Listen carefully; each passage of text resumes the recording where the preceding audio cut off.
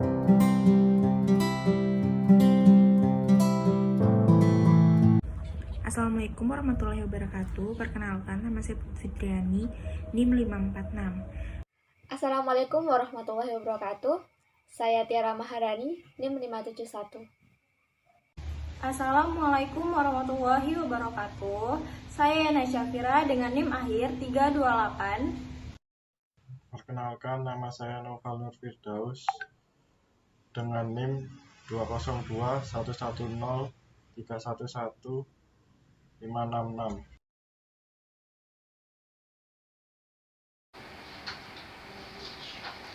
Oke, di sini saya akan menjawab pertanyaannya Mas Miftah mengenai mengenai bisnis waralaba atau franchise. Itu ada beberapa ahli yang menjelaskan bahwa bisnis franchise itu menganut sistem kapitalis Amerika yang notabene tidak Islam. Menurut pandangan saya memang betul bahwa ada franchise yang menganut sistem kapitalis yang tidak Islami. Namun, jangan sedih kawan-kawan, ada loh konsep waralaba atau franchise syariah. Franchise berbasis syariah ini harus mengimplementasikan sikap adil. Dalam mekanisme kerja bisnis waralaba berbasis syariah, harus didasarkan pada prinsip keadilan dan saling menguntungkan kedua belah pihak untuk menciptakan sinergi dalam mencapai tingkat laba optimal yang dibagi proporsional. Begitu juga dengan penentuan franchise fee dan royalty fee. Dalam penentuan franchise fee, pewaralaba harus adil dalam menentukan beberapa besar biaya yang dibebankan kepada terwaralaba untuk semua jasa yang disediakan, termasuk biaya rekrutmen. Itu sebesar biaya pendirian yang dikeluarkan oleh pewaralaba untuk kepentingan terwaralaba dalam menjalankan bisnisnya tersebut. Tidak boleh ada biaya-biaya terselubung di luar hal tersebut, dan hendaknya pemilik waralaba juga bijak dan Untuk memahami kebutuhan masyarakat, ini terdapat beberapa cara. Yang pertama itu melakukan riset lapangan, membangun hubungan baik dengan pelanggan, membentuk buyer persona, mengamati pelanggan di media sosial, berdiskusi dengan tim sales, mengikuti gathering atau konferensi. Lalu selanjutnya, cara memenuhi kebutuhan pelanggan itu yang pertama adalah dengan mengidentifikasi apa masalah atau pain point atau kebutuhan pelanggan tersebut. Nah, lalu mengidentifikasinya, di sini Anda dapat melakukan survei, wawancara, membuat fokus group discussion, atau mendengarkan secara sosial melalui berbagai platform. Jadi, ada beberapa implikasi yang mendasar dalam kegiatan produksi dan ekonomi, seperti seluruh kegiatan produksi terikat pada tataran nilai moral dan teknikal yang Islam. Lalu permasalahan ekonomi muncul bukan karena adanya kelangkaan tetapi lebih kompleks. Dan yang terakhir, kegiatan produksi harus memperhatikan aspek sosial kemasyarakatan.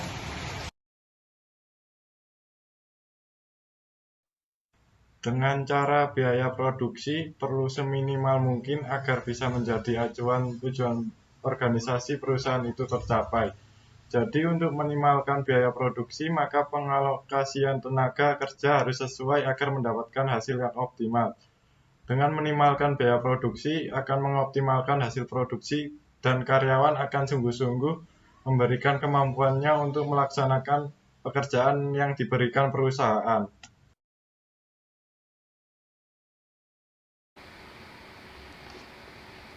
Oke, saya akan menjawab pertanyaannya Mas Ferry mengenai berapa persenkah keuntungan yang boleh kita ambil dalam Islam dan bagaimana hukumnya bagi pelaku usaha yang mengambil keuntungan sangat besar pada produk yang dijualnya. Menurut saya nggak apa-apa kita itu mengambil keuntungan yang besar.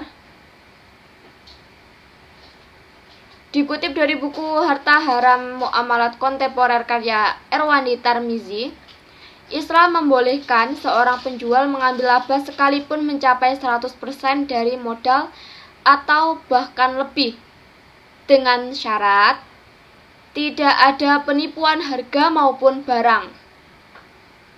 Ini seperti dalam kasus Urwah al-Bariki radhiyallahu anhu.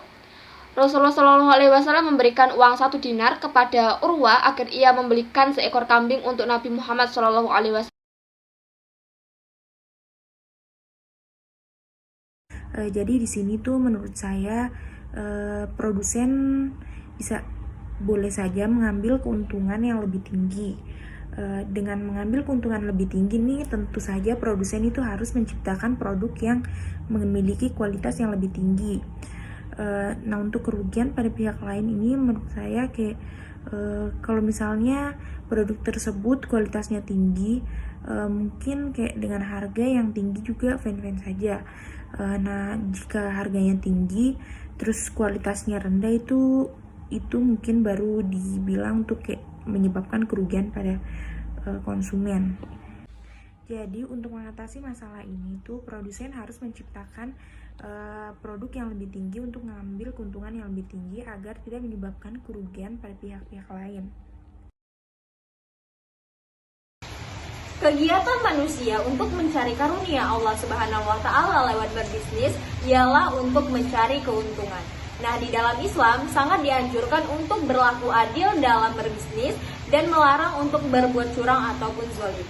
Pengambilan keuntungan di dalam Islam ini ialah asas suka sama suka, asas ridho, asas ikhlas, dan juga menerima resiko yang ada. Dalam Islam, pengambilan keuntungan ini tidak ada batasannya, meskipun mengambil keuntungan atau laba 100%, asalkan tidak mengandung riba, penipuan, dan juga penimbunan ataupun monopoli. Tidak maksimum, karena upaya produsen untuk memperoleh maslahah yang maksimum dapat terwujud apabila produsen mengaplikasikan nilai-nilai Islam. Dengan kata lain, seluruh kegiatan produksi terikat pada tatanan nilai moral dan teknikal yang islami. Metwali mengatakan perbedaan dari perusahaan-perusahaan non-muslim tak hanya pada tujuannya, tetapi juga pada kebijakan-kebijakan ekonomi dan strategi pasarnya. Dalam Islam, terdapat nilai-nilai yang membuat sebuah produksi tidak saja mendatangkan keuntungan, tetapi juga mendatangkan berkah.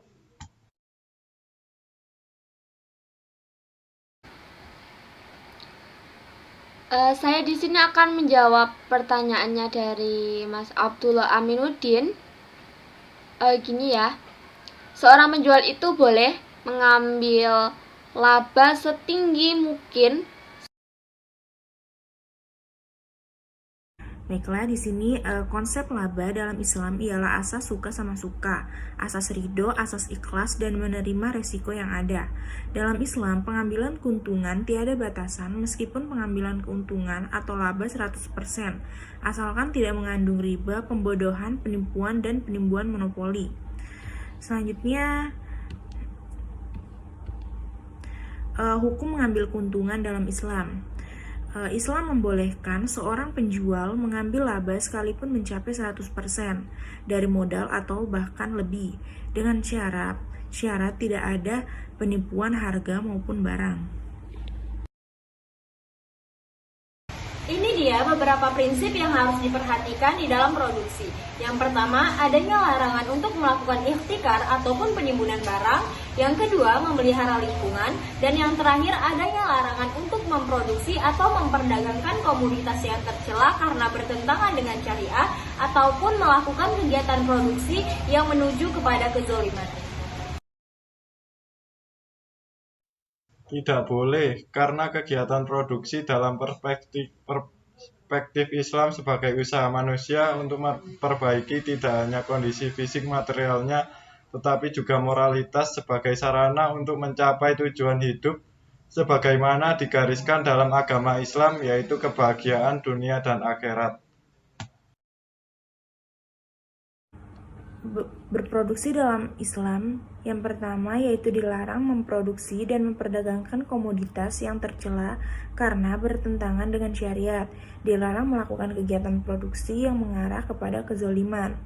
Yang kedua yaitu dilarang melakukan ihtikar atau penimbunan barang. Dan yang ketiga yaitu memelihara lingkungan sekitar.